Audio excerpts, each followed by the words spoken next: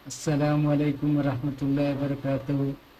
मेरे मुअज़्ज़ज़ सामीन और प्यारे तलबा, आप खुदा की ज़ात से उम्मीद करता हूँ कि खुशखुर्रम होंगे। आइए कुछ और तिब्बी सबक हासिल करते हैं। अंजीर की तिब्बी अफादियत, इसको इंग्लिश में फिग कहते हैं और बॉटनिकल नेम फाइकस कैरिका। इसका मिजाज गर्म और तर होता है। जैसा कि आप जानते हैं, इंसान का मिजाज मुफरद भी होता है, मुरक्कब भी होता है।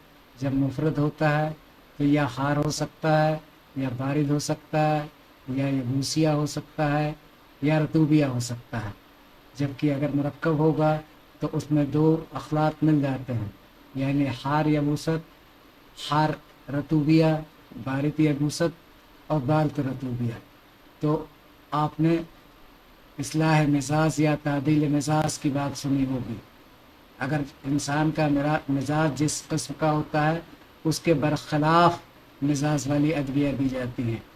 अंजीर का मिजाज गर्म और तर है और ये दोयम दर्जे का है।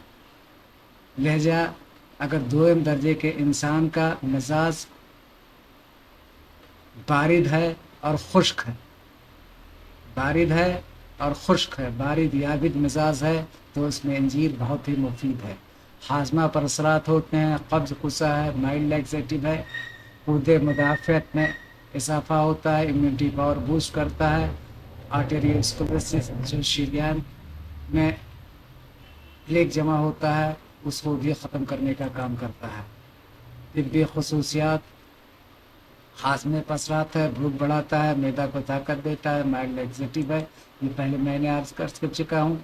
और फिर उसके बाद आपको ये अस्थमा, सांस की बीमारियों में, अस्थमा की रोकथाम में भी इफाका देता है, खांसी और बलगम को खारिज करता है, मखरज बलगम है। और जो खांसी आ रही है उसमें भी फ़ायदेमंद है। हलक और खुश्की और गले की सोजिश को दूर करता है, गुर्दा और मशाना को दूर करता है, पथरी के अखराज में मददगार होता है, गुर्दे और मसाने की सोजिश में मुफीद है।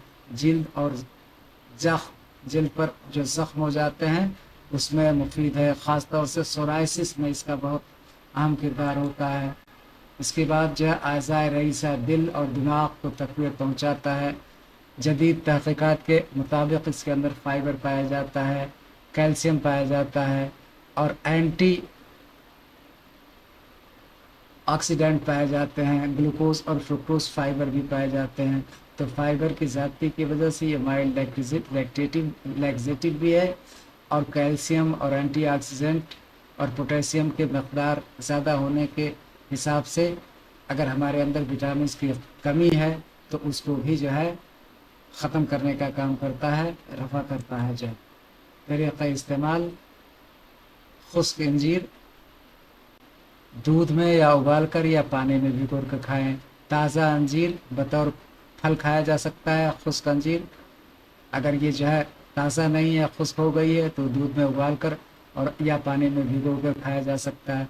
या अंजीर का मुरब्बा बना लीजिए। मुरब्बा बनाने की आपने पूरी तफसील पढ़ी होगी मुरब्बा ज़ात में, उससे हिसाब से बना लीजिए। अंजीर का जो शानदार खांसी, दमा और सीने की जकड़न के लिए बहुत मुफीद है। एहतियात, बस ये ज़याबितस शकरी, चूँकि इसमें शक्कर की मकदार होती है, इसलिए ज़याबितस शकरी या डायबिटीज़ मेलाइटस के मरीज़ों को इसके लेने से परहेज़ करना चाहिए। फ़ी अमानिल्लाह।